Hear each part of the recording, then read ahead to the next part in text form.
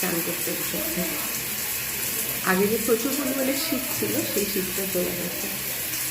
তা ভাবলাম যে আজকে একটু চান করিয়ে দিই। চান করছে, একবার এদিকে ওদিক করছে, একবার এদিকে ওদিক করছে, আবার চান করছে।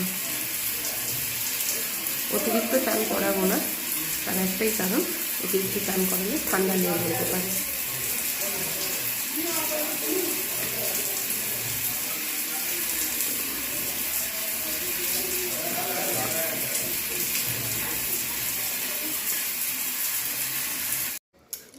চান করিয়ে দিয়েছি, এবার ওকে একটু দিয়েছি পেয়ারা। ওর নিচে নামবে না, ওইখান থেকে বসে বসেই খেতে শুরু করেছে।